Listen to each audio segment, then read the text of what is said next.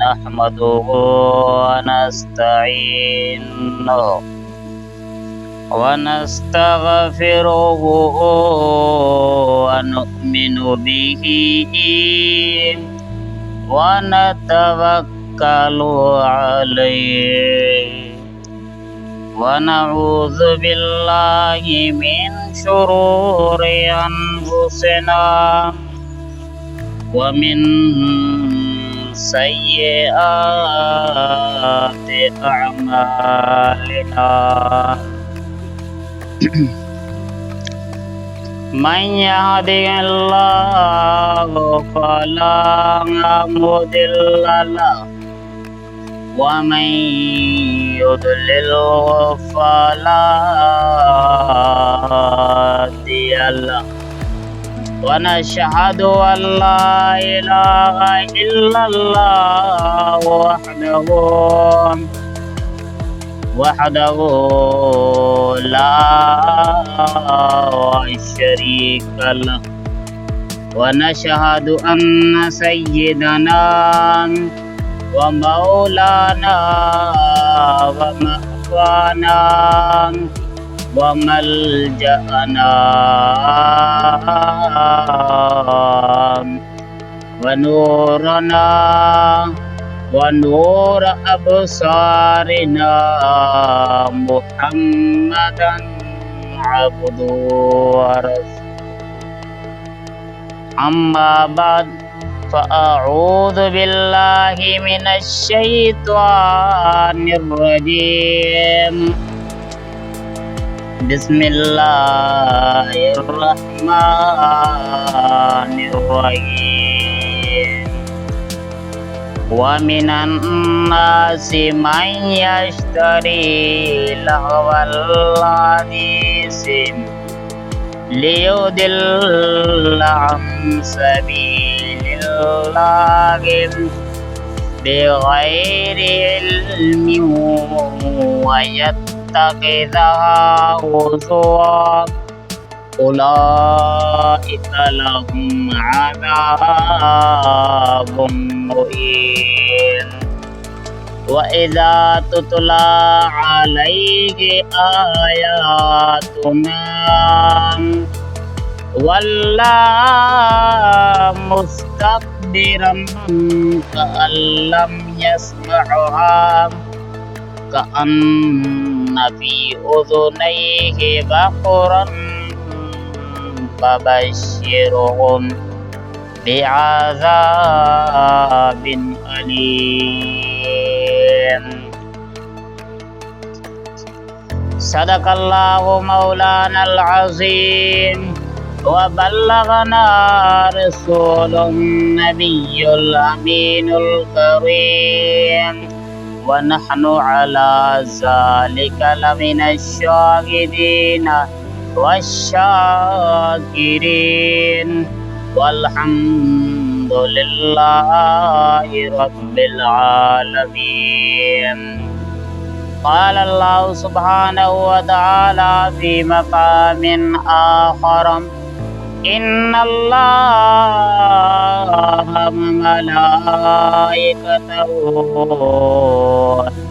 युसल्लूना Alan नबिय्य या अय्युहल्लज़ीना आमनू सल्लू अलैहि व सल्लिमू तस्लीमा। अस्सलातु वस्सलामु अलैका या रसूलल्लाह अस्सलातु वस्सलामु अलैका या हबीबल्लाह अस्सलातु वस्सलामु अलैका या रहमतल लिल आलमीन व अला आलिका व अस्हाबिका अजमईन। अल्लाह रब्बुल इज़्ज़त की हम्द व सना हुज़ूर नबी मुकर्रम शफ़ी उमम रहमत दो आलम जनाब मुहम्मद मुस्तफ़ा अहमद मुजतबा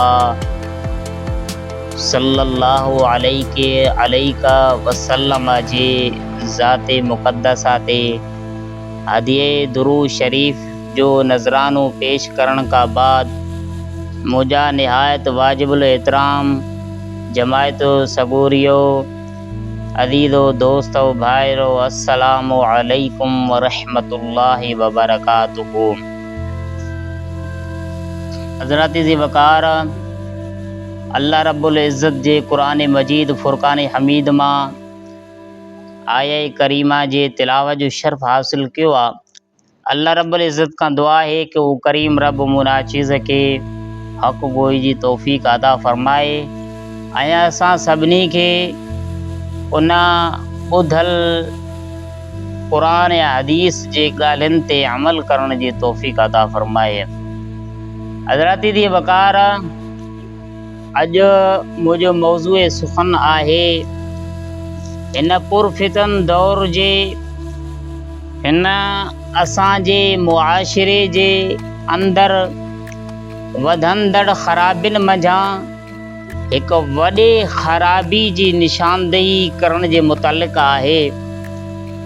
जनाब ज़ी वक़ार दौरे नबवी खां वठी हिन टाइम ताईं जीअं दौरे नबवी हुज़ूर मुस्तफ़ा करीम सल्लल्लाहु अलैहि वसल्लम जो ज़मानो सभ खां बहितर ज़मानो हुयो, उन खां बाद सहाबे किराम जो ज़मानो सभ खां बहितर ज़मानो हुयो, उन खां बाद ताबिईन जो ज़मानो ताबिईन जो ज़मानो सभ खां बहितर ज़मानो हुयो। तो जनाबे ज़ी वक़ार जीअं दौर वधंदो वियो आका अलैहिस्सलातु वस्सलाम जे दौरे नबवी खां असां परे थींदा वियासीं, ईअं असांजे मुआशिरे में वॾियूं ख़राबियूं पैदा थींदियूं रहियूं। जनाबे ज़ी वक़ार उन ख़राबियुनि मंझां हिकु ख़राबी आहे गाना ॻाइणु। जनाबे ज़ी वक़ार अल्लाह सुब्हानहु व तआला कुरान मजीद फुरकान हमीद में फरमायो वमिनन नासे मन यश्तरी लहवल हदीस लियुदिल्ल अन सबीलिल्लाहि बिगैरि इल्मिन व यत्तखिज़हा हुज़ुवन। माण्हुनि मंझां उहे जेके ख़रीद कनि था बेहूदा ॻाल्हियूं लियुदिल्ल अन सबीलिल्लाहि ताकि अल्लाह जे रस्ते खां बग़ैर ॼाण जे माण्हुनि खे गुमराह कनि। गौर करे ॿुधो, तवज्जो करे ॿुधो, अल्लाह जे रस्ते खां छा कनि? गुमराह कनि। छा कनि? गुमराह कनि। वयत्तखिज़हा हुज़ुवन ऐं उन ॻाल्हियुनि खे ठठोल ऐं मज़ाक ऐं मश्करी बणाइनि। उलाइक लहुम अज़ाबुम मुहीन। अल्लाह सुब्हानहु व तआला फरमायो कि अहिड़नि माण्हुनि जे लाइ क़यामत में ख़्वार कंदड़ रुसवा कंदड़ अज़ाब आहे, उन्हनि जे लाइ ख़्वार कंदड़ अज़ाब आहे। व इज़ा तुतला अलैहि आयातुना वल्ला मुस्तकबिरन। अल्लाह फरमायो जॾहिं उन इंसान ते असां जूं आयतूं पढ़ियूं थियूं वञनि वल्ला मुस्तकबिरन पुठी फेरे थो छॾे। तकब्बुर ऐं गुरूर मंझां तकब्बुर कंदे गुरूर कंदे पंहिंजे पुठी फेराए थो छॾे। का अल्लम यस्मअहा गोया कि उन असांजे क़ुरान जूं आयतूं ॿुधियूं ई न आहिनि। का अन्न फी उज़ुनैहि वक़रन ॼण त उन जे ॿिन्ही कननि में ॿुड़ो पियल आहिनि, उन जे ॿिन्ही कननि में ॿुड़ा पियल आहिनि। फबश्शिरहुम बिअज़ाबिन अलीम। तो अल्लाह फरमायो ऐ हबीब करीम सल्लल्लाहु अलैहि वसल्लम उन शख्स के तव्हां दर्दनाक अज़ाब जी ख़ुशख़बरी ॾियो। जनाब ज़ी वक़ार इन आये करीमा में अल्लाह सुब्हानहु व तआला फरमायो कि उहे माण्हुनि मंझां कुझु इहे आहिनि जेके बेहूदा ॻाल्हियूं ख़रीद कनि था, रांदि जूं ॻाल्हियूं ख़रीद कनि था बग़ैर इल्म जे, ताकि माण्हुनि खे अल्लाह जे रस्ते खां गुमराह कनि ऐं उन खे ॻाल्हियुनि खे ठठोल ऐं मज़ाक बणाइनि था। अल्लाह करीम फरमायो उलाइक लहुम अज़ाबुम मुहीन, उन्हनि माण्हुनि जे लाइ क़यामत में ख़्वार कंदड़ दर्द ऐं रुसवा कंदड़ अज़ाब आहे। ऐं उन शख़्स ते असां जूं तिलावतूं पढ़ी थो वञनि त उहो तकबुर मंझां पंहिंजे पुठी फेराए करे हलियो थो वञे, गोया कि उन पंहिंजे कननि में बुड़ा पियल अथसि।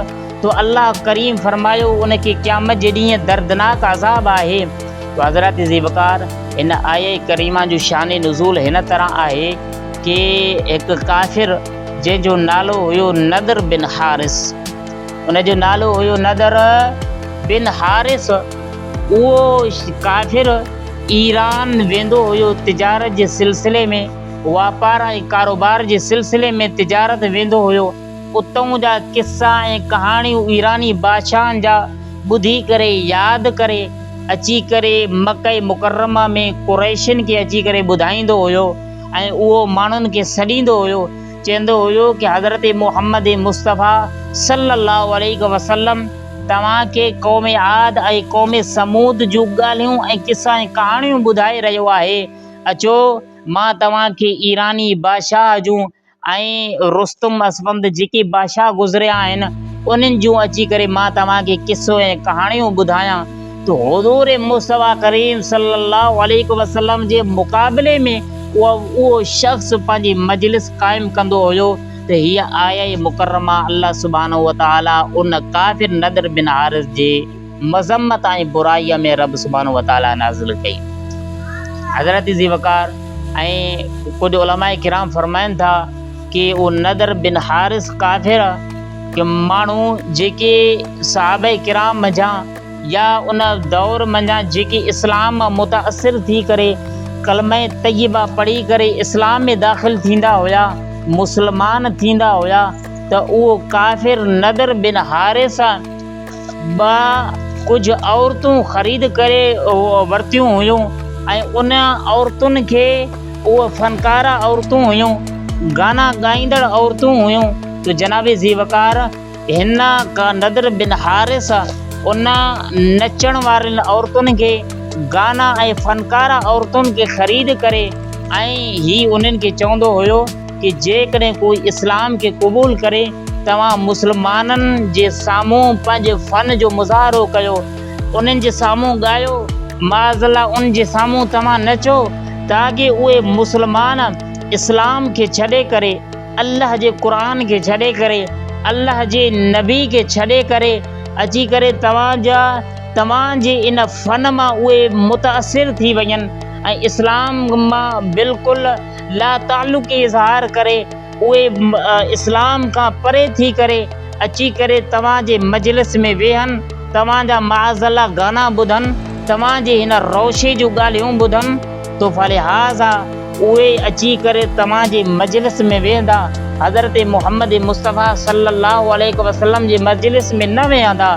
तो जनाब ज़ीवकार अल्लाह सुब्हानहु व तआला उन शख़्स नदर बिन हारिस जे मुक़ाबले में उन जी मज़म्मत में रब सुब्हानहु व तआला हीअ आया करीमा नाज़िल फरमायो व मिनन नासि मन यश्तरी लहवल हदीस लियुदिल्ल अन सबीलिल्लाहि बिग़ैरि इल्मिन व यत्तखिज़हा हुज़ुवन उलाइक लहुम अज़ाबुम मुहीन। अल्लाह सुब्हानहु व तआला फरमायो कि जेके बेहूदा ॻाल्हियूं ख़रीद कनि था ताकि माण्हुनि अल्लाह जे रस्ते खां माण्हुनि खे गुमराह कनि ऐं उनखे ठठोल बनाइनि था, क़यामत जे ॾींहुं उन्हनि जे लाइ दर्दनाक ऐं ख़्वार कंदड़ रुसवा कंदड़ उन्हनि जे लाइ अज़ाब आहे। जनाब ज़ीवकार इन मां मालूम थियो कि नदर बिन हारिस उहो काफ़िर हुयो, उहो बदबख़्त ऐं ज़ालिम इंसान हुयो जंहिं पंहिंजे कुफ़ुर खे इस्लाम खां मुतनफ़िर करण जे लाइ उन ॻाईंदड़ फ़नकारा औरतुनि खे तयारु कयो हुयो ऐं उन्हनि खे पंहिंजे मजलिस में विहारींदो हुयो ऐं उन्हनि खां गाना ॻाराईंदो हुयो, माज़ल्ला उन्हनि खां नाच ऐं डांस कराईंदो हुयो। तो जनाब ज़ीवकार इन मां मालूम थियो कि हिन ज़माने जा असांजे इन मौजूद ज़माने में ही जेको ख़राफ़ात हली रहियूं आहिनि, असांजे इन मौजूदा ज़माने में हे जेके गाना ॻाइण वारा आहिनि या गाना ॻाइण वारियूं औरतूं आहिनि, तो जनाब ज़ी वकार इहो माज़अल्लाह मुस्लमाननि जो तरीक़ो न आहे, बल्कि इहो काफ़िरनि जो, अल्लाह जे दुश्मननि जो, अल्लाह ऐं उन जे रसूल जे दुश्मननि जो तरीक़ो आहे। जनाब ज़ी वकार के हज़रत सैयदना अल्लाह जो नबी जनाब सैयदना दाऊद अलैहिस्सलातु वस्सलाम के अल्लाह सुब्हानहु व तआला वॾो प्यारो आवाज़ अता फरमायो। संदन जॾहिं पंहिंजे प्यारे आवाज़ सां अल्लाह जो ज़िक्र कंदा हुया तो उन आवाज़ मंझां पहाड़ भी नरम थी वेंदा हुया, जंगल जा जानवर ऐं पखियूं भी निकिरी करे संदन आवाज़ के ॿुधंदा हुया ऐं उॾरंदे उहे पखियूं भी संदन आवाज़ के ॿुधी करे किरी पवंदा हुया ऐं संदन आवाज़ के ॿुधी करे जंगल जो जेको भी मखलूक आहे महीने महीने ताईं न कुछ खाईंदा हुया न पीअंदा हुया। ऐं जॾहिं संदन आवाज़ के कोई ॿार ॿुधंदो हुयो तो फलिहाज़ा उहो ॿार खीर पीअण छॾे ॾींदो हुयो। ऐं जेका सो आहे उन खां अलावा जेकी वहंदड़ दरिया आहिनि, समुंड आहिनि, वो हज़रत सैयदना दाऊद अलैहिस्सलातु वस्सलाम जी आवाज़ के ॿुधी करे पाणी वहण बंदि करे छॾींदा हुया। जनाब ज़ी वकार तो हिकु मरतबा उन जी आवाज़ के ॿुधी करे कई औरतूं मरी वियूं ऐं हज़ारनि जे तादाद में पोड़ा मर्द हज़रत दाऊद अलैहिस्सलातु वस्सलाम जे आवाज़ जे असर के बर्दाश्त न करे सघिया, उहे मरी विया। तो जनाब ज़ी वकार शैतान ते इहा ॻाल्हि बिल्कुलु शैतान जी तबीयत बेक़रार थी वई। शैतान ॾिठो कि हज़रत दाऊद अलैहिस्सलातु वस्सलाम जा माण्हू उन्हनि जी आवाज़ जे वजह सां मुतासिर थी विया आहिनि। माण्हू हुजनि, पखी हुजनि, परिंदा हुजनि, उन जी आवाज़ खां मुतासिर थी करे उन ॾांहुं अल्लाह जे रस्ते ॾांहुं हली रहिया आहिनि। तो शैतान हिकु मजलिस क़ाइमु कई। उन मजलिस में पंहिंजा जेकी भी औलाद हुयुसि उन्हनि खे विहारियोसि ऐं उन शैतान हज़रत दाऊद अलैहिस्सलातु वस्सलाम जे मुक़ाबले में मजलिस क़ाइमु करे उन में गाना वॼाइण ऐं उन में जेका सो आहे साज़ वॼाइण जा उहे जेके भी साज़ो सामान हुया उहे तैयार करे गाना वॼाइण शुरू कयोसि शैतान इब्लीस। तो जनाब ज़ी वकार उन वक़्त जा जेके माण्हू हुया उहे बटोला थिया, कुछ बदबख्त थिया, कुछ नेक वक़्त थिया। जनाब ज़ी वकार जेके नेक वक़्त हुया उहे हज़रत सैयदना दाऊद अलैहिस्सलातु वस्सलाम जे मजलिस में ईंदा विया ऐं जेके बदबख्त हुया उहे जंहिंजी तक़दीर में बदबख्ती लिखियल हुयो उहे शैतान जे मजलिस में वञी करे वेहंदा हुया। उन जी गुमराह कुन ॻाल्हियूं ऐं उन जो गुमराह कुन उहे जेके गाना वग़ैरह हुया उहे ॿुधंदा हुया।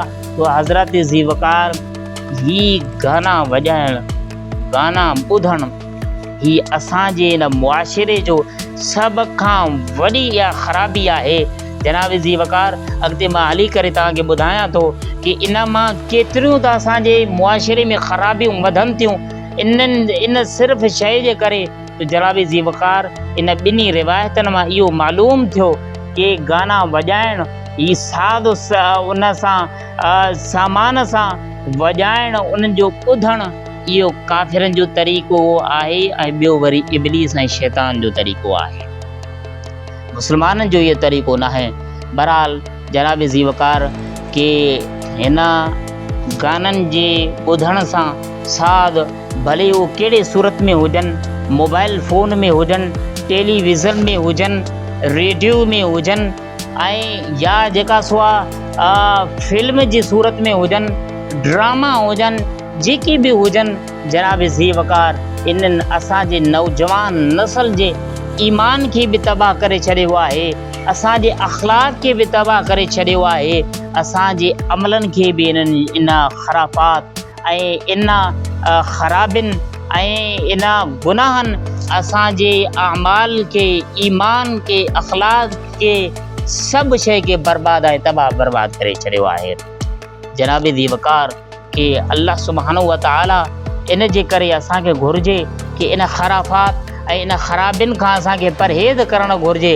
हुज़ूर मुस्तफ़ा करीम सल्लल्लाहु अलैहि वसल्लम जन फरमायो अल गिनाओ ही का किस्सा कहाणी न आहे। मुंहिंजा जनाब ज़ी वकार तवज्जो करे मुंहिंजी ॻाल्हि ॿुधो, मूं ॾांहुं पंहिंजी तवज्जो कयो।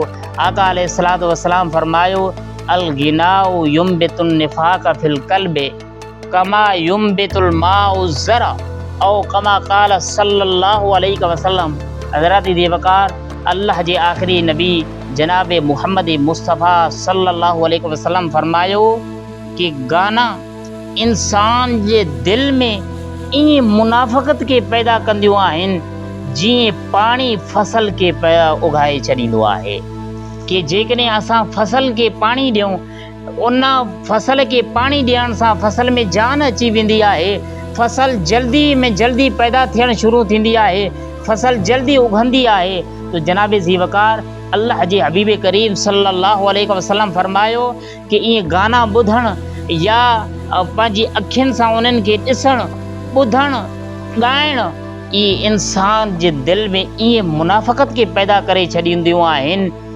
दिल में कंहिं ॿी जॻह ते न कि इंसान जे अमल, अल्लाह जे हबीब करीम सल्लल्लाहु अलैहि वसल्लम ईअं न फरमायो कि इंसान जे अमल में मुनाफ़क़त पैदा करे छॾींदियूं आहिनि, न बल्कि इंसान जे दिल में निफ़ाक़, इंसान जे दिल में मुनाफ़क़त पैदा करे छॾींदियूं आहिनि। जीअं पाणी जल्दी में फसल के उगाईंदो आहे, फसल के पैदा कंदो आहे, ईअं गाना ॿुधण इंसान जे दिल में मुनाफ़क़त के पैदा करे छॾींदो आहे। जनाब ज़ीवकार के इन जे करे कि जॾहिं इंसान गाना ॿुधंदो आहे या गाना ॻाईंदो आहे तो उन जे दिल में मुनाफ़क़त पैदा थींदी आहे। जनाब ज़ीवकार जॾहिं उन जे दिल में मुनाफ़क़त पैदा थी वई, उन जे दिल में निफ़ाक़ पैदा थी वई, त उन खां बाद में सिराते मुस्तक़ीम सिधे वाट वारी का बि ॻाल्हि हुजे तो जॾहिं उन जे दिल में ख़राबी आहे, इन जे करे उन जे दिल का बि सिराते मुस्तक़ीम सिधे वाट वारी यानी अल्लाह ऐं अल्लाह जे क़ुरान जो फरमान या अल्लाह जे हबीब जो फरमान या शरीयत जी का बि ॻाल्हि इंसान क़बूल न कंदो आहे। छो त उन गाना ॿुधी ॿुधी या ॻाए ॻाए करे उन जे दिल खे रब सुब्हानहु व तआला उन जे दिल में मुनाफ़क़त के पैदा करे छॾियो आहे। अल्लाहु अकबर। जनाब ज़ीवकार की हिन ख़राबी के आख़िरकार इन जी ख़राबियुनि मंझां हिकु ख़राबी इहा आहे कि जॾहिं इंसान फिल्मूं ॾिसंदो आहे या ड्रामा ॾिसंदो आहे या गाना ॿुधंदो आहे, ख़ुसूसन बिलख़ुसूस अल्लाह सुब्हानहु व तआला औरत जी आवाज़ में हिकु नरमी रखी आहे, हिकु नज़ाकत रखी आहे। जॾहिं इंसान उन जी आवाज़ खे ॿुधंदो आहे त उन जे अंदर में हिकु जेका सो आहे उन जे जज़्बात खे उभरण वारी सूरत पैदा थींदी आहे। तो जनाब ज़ीवकार कि जॾहिं इंसान ही आवाज़ ॿुधंदो आहे औरत जो तो अल्लाह सुब्हानहु व तआला जी उन जी आवाज़ में हिकु कशिश रखी आहे। तो फलिहाज़ा उन खां बाद में उन जी अखियुनि में रब सुब्हानहु व तआला बेहयाई पैदा करे छॾींदो आहे। हया हिकु वॾी दौलत आहे। अल्लाह जे हबीब करीम सल्लल्लाहु अलैहि वसल्लम फरमायो कि हया ईमान जो हिकु हिसो आहे। हया जो ताल्लुक़ ईमान सां आहे। जेकॾहिं इंसान जे अंदरि हया आहे, शर्म आहे, तो ईअं सम्झो कि उन जे अंदरि ईमान बि आहे। जेकॾहिं हया छॾाइजी वियुसि, अखियुनि मां हया हलियो वियुसि, ईअं सम्झो त पोइ उन मंझां ईमान निकिरण जी हाणे का बि देरि उनखे न लॻंदी।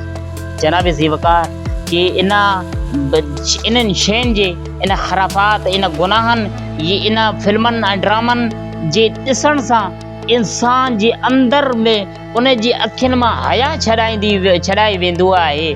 सभ खां पहिरीं ख़राबी इहा आहे कि गाना या फिल्मूं या ड्रामा ॾिसण या ॿुधण सां उन जे अखियुनि मां हया बिल्कुलु ख़तमु थी वेंदो आहे। नंबर 1। नंबर 2, जॾहिं हया ख़तमु थींदो आहे त उन खां बाद में इंसान बिल्कुलु उन जी शहवत उभरंदो आहे। जॾहिं उन जी शहवत उभरण लॻंदो आहे त उन खां बाद में माअज़ल्लाह इंसान बदकारी जे मथां बदकारी करण में का बि देरि नाहे कंदो।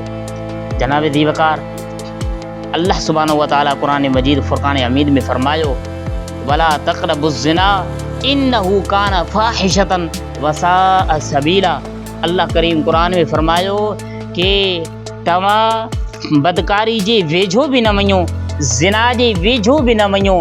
माअज़ल्लाह इहो बदकारी जो कमु करण त परे जी ॻाल्हि आहे, पर अल्लाह सुब्हानहु व तआला क़ुरान पाक में फरमायो कि उन बदकारी जे वेझो बि न वञो।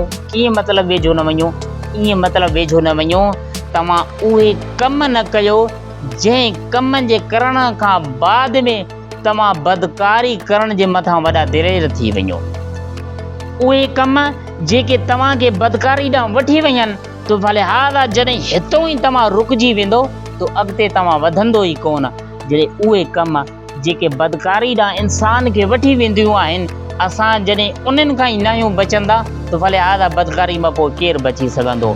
कि उहे कम फिल्म ड्रामा इहे जेकी बि आहिनि तो जनाब ज़ीबकार इहे इंसान जे अख़लाक़ खे बि तबाह करे छॾियो आहे।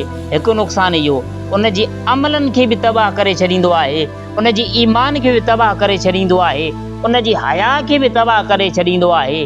हता कि इंसान जे अंदरि हिकु ख़राब क़िस्म जी जज़्बात पैदा थींदियूं आहिनि। उन खां बाद में उन जो नुक़सानु इहो आहे कि आख़िरकार इंसान वञी करे बदकारी करण ताईं वञी पहुचंदो आहे। जनाब ज़ीबकार जॾहिं इंसान इतो ई रुकिजी वञे, हे फिल्म ड्रामा जेकी बि आहिनि, जॾहिं इंसान इतो ई रुकिजी वञे पंहिंजी ज़िंदगी मज़ा इन्हनि शयुनि खे, इन ख़राबात खे, इन ख़राबियुनि खे, इन गुनाहनि खे कढी छॾे तो इंशाअल्लाह अॻिते ताईं उहे ॿियूं ख़राबियूं पैदा ई कोन थींदियूं। जनाब ज़ीबकार ऐं इन जे करे कि असां में जॾहिं हया असांजे दिलि मां निकिरी वियो, हया ख़तमु थी वई, तो भले हादा हया जे ख़तमु थियण सां अदब बि ख़तमु थी वियो। हया जे ख़तमु थियण सां सभु कुझु ख़तमु थी वियो। पोइ न वॾे जो अदब, न नंढे जो अदब जो को ख़्यालु, न पीउ माउ जो कोई ख़्यालु, न कंहिं ॿिए जो कोई ख़्यालु। जॾहिं हया ख़तमु थियो तो असांजे अदब बि उन सां गॾोगॾु तबाह ऐं बर्बाद थी वेंदो आहे। जनाब ज़ीबकार अल्लाह जी हबीब करीम सल्लल्लाहु अलैहि वसल्लम जन फरमायो,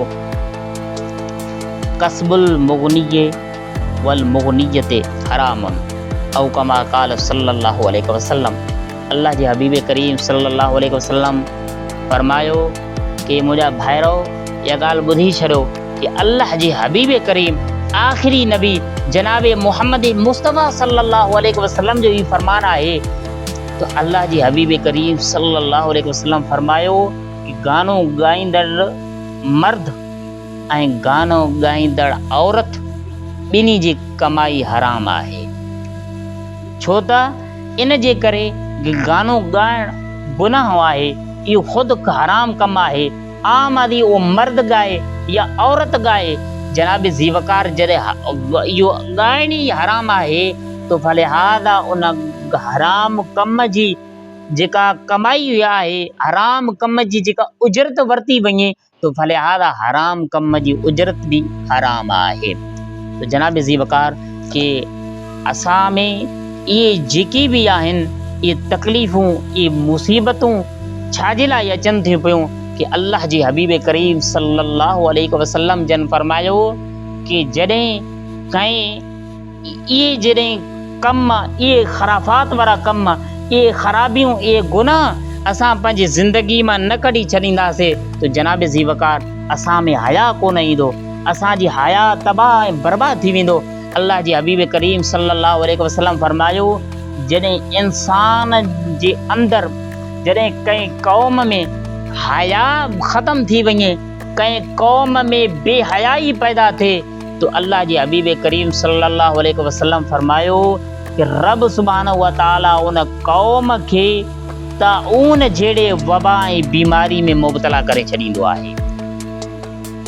ऐं सिर्फ़ ताऊन जे वबा ऐं बीमारी सां रब उनखे मुब्तला न कंदो आहे, बल्कि अल्लाह जे हबीब करीम सल्लल्लाहु अलैहि वसल्लम जन फरमायो, जॾहिं कंहिं क़ौम में बेहयाई पैदा थींदी आहे तो अल्लाह सुब्हानहु व तआला उन क़ौम में एॾा त नवां मर्ज़ ऐं बीमारियूं पैदा करे छॾींदो आहे जो उन मर्ज़नि ऐं बीमारियुनि जा नाला बि उन्हनि जे वॾनि अबनि ॾाॾनि कोन ॿुधा हूंदा।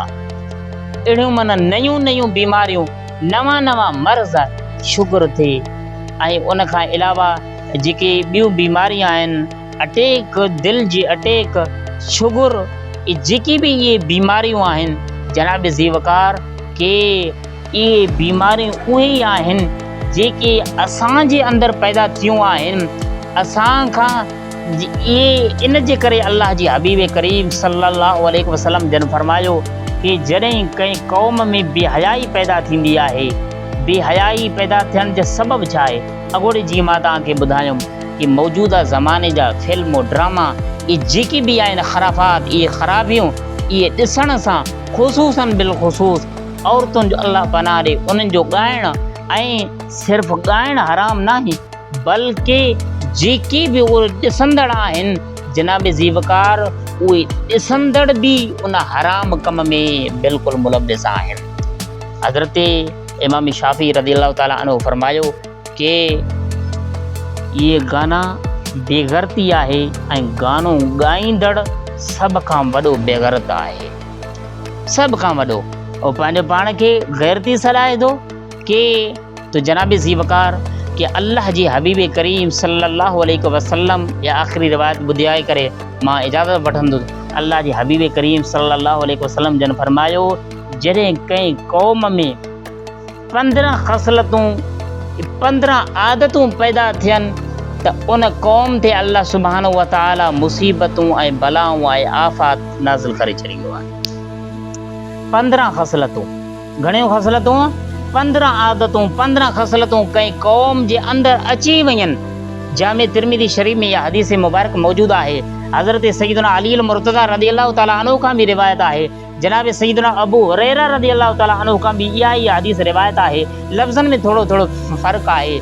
जनाब ज़ीवकार अल्लाह जी हबीब करीम सल्लल्लाहु अलैहि वसल्लम फरमायो जॾहिं कंहिं क़ौम में 15 ख़सलतूं अची वञनि रब सुब्हानहु व तआला उन क़ौम में मुसीबतूं ऐं बलाऊं ऐं आफ़त ॾुख उहो रब उन में विझी छॾींदो आहे, नाज़िल करे छॾींदो आहे। नंबर 1 अल्लाह जी हबीब करीम सल्लल्लाहु अलैहि वसल्लम फरमायो जॾहिं माल गनीमत के माण्हू ज़ाती मिल्कियत सम्झनि, उहो माल गनीमत जॾहिं अल्लाह जी राह में जंग विड़ी वई, जिहाद विड़ी वियो, उन खां मंझां जेको काफ़िरनि जो माल हथु आयो इनखे माल गनीमत चइबो आहे।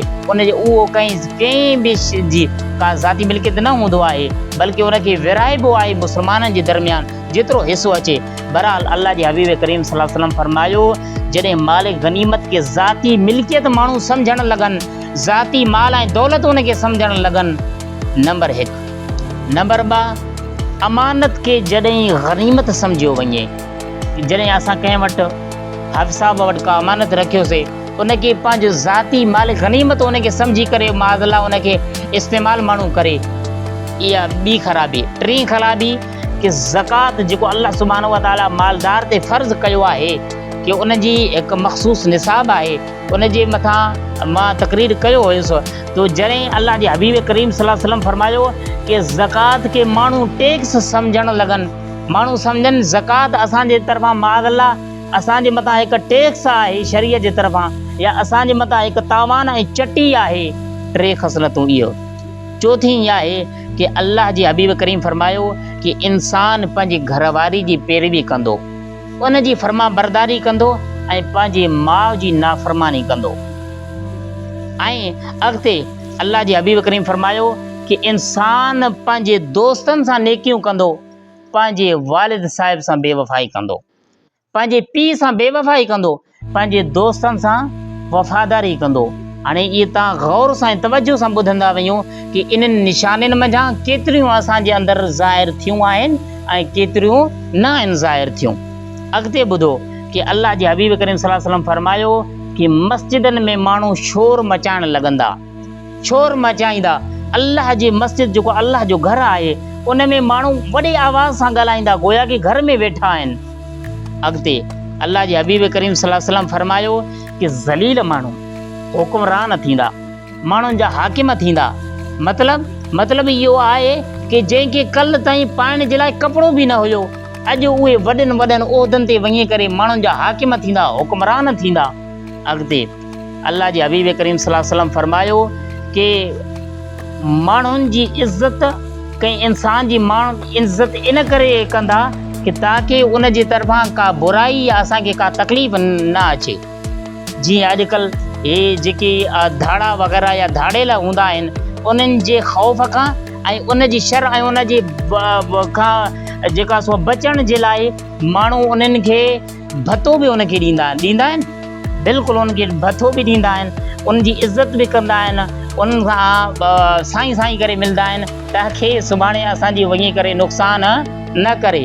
तो भले लिहाज़ा इहो त मां हिकु मिसाल ॾिनुमि कि माण्हुनि जी कंहिंजी इज़त, उन जी शर, उन जी बुराई, उन जे ख़ौफ़ खां बचण जे लाइ माण्हू उन जी कंहिं इंसान जी इज़त कंदा। अॻिते शराब आम थी वेंदो, आम तौर ते माण्हू शराब पीअण लॻंदा, रेशमी कपिड़ा माण्हू पाईंदा, हालांकि रेशमी कपिड़ा मर्द ते हराम आहिनि पाइण। रेशमी कपिड़ो दुनिया में मर्द ते हराम आहे, इहो जन्नती लिबास आहे, अल्लाह जे हबीब करीम सल्लल्लाहु अलैहि वसल्लम फरमायो। अॻिते जेको मुंहिंजे मौज़ू सां जंहिं लफ़्ज़नि जो ताल्लुक़ु आहे उहो हीअ आहे कि गाना ॻाईंदड़ औरतूं ऐं गाना वॼाइण जा साज़ो सामान जेकी बि सामान आहे, ढोल धमाका वग़ैरह धूड़ छाई जेकी बि आहिनि, गाना वॼाइण जा जेकी सामान आहे उहे माण्हू उन्हनि खे गॾु करणु लॻंदा, उन्हनि खे माण्हू ख़रीद करणु लॻंदा। गाना वॼाईंदड़ औरतूं यानी गानो ॻाईंदड़ औरतुनि जो इहे बिल्कुलु आम थी वेंदो, औरतूं गाना ॻाईंदियूं, मर्द ते पंहिंजी जॻह ते औरतूं गाना ॻाईंदियूं ऐं गाना वॼाइण जे लाइ जेके साज़ सामान जेके बि हूंदा आहिनि उनखे मुंहिंजा नाला ई मूंखे उन्हनि जा नथा अचनि, सिर्फ़ु ढोल हिकिड़े जो मूंखे नालो थो अचे, ढोल या जेके बि आहिनि उहे गाना वॼाइण जा इहे जेके बि साज़ सामान आहिनि उहे माण्हू उन्हनि खे ख़रीद करणु लॻंदा, माण्हू उन्हनि खे गॾु करणु लॻंदा। अॻिते ॿुधो, अल्लाह जे हबीब करीम सल्लल्लाहु अलैहि वसल्लम फरमायो कि आख़िर वारा माण्हू पंहिंजे अॻिन वॾनि बुज़ुर्गनि ते लानतूं करणु लॻंदा, उन्हनि खे बुरो चवणु लॻंदा, पंहिंजे वॾनि खे, पंहिंजे जेके गुज़री चुका आहिनि वॾा जेके बि आहिनि ताबीन तबे ताबीन माअज़ल्लाह सहाबे किराम खे आख़िरी मुंहिंजे अल्लाह जे हबीब करीम सल्लल्लाहु अलैहि वसल्लम फरमायो कि उम्मत जा आख़िरी माण्हू पंहिंजे वॾनि पेरनि ते बुज़ुर्गनि ते लानतूं माअज़ल्लाह करणु लॻंदा। अॻिते ॿुधो, अल्लाह जे हबीब करीम सल्लल्लाहु अलैहि वसल्लम फरमायो पोइ उन वक़्तु इंतज़ारु कजो। छाजो इंतज़ारु कयूं या रसूल अल्लाह सल्लल्लाहु अलैहि वसल्लम?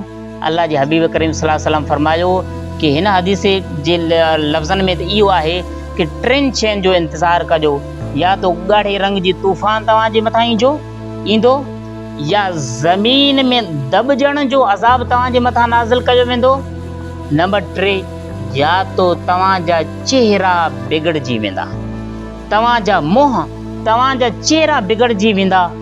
इन टिनी अज़ाब जो तव्हां इंतज़ारु कजो। ऐं ॿिए हदीस में आहे कि ॿी रिवायत में आहे, उन में ज़ाइद लफ़्ज़ ही बि आहिनि, अल्लाह जे हबीब करीम सल्लल्लाहु अलैहि वसल्लम फरमायो कि इल्म दीन खां अलावा ॿिया इल्म माण्हू हासिल करणु लॻंदा, इल्म दीन हासिल करण जे लाइ माण्हू तयारु न हूंदा, अल्लाह जो क़ुरान, अल्लाह जे हबीब करीम सल्लल्लाहु अलैहि वसल्लम जी हदीस ॿुधण जे लाइ या उन जे सिखण जे लाइ माण्हू तयारु न हूंदा।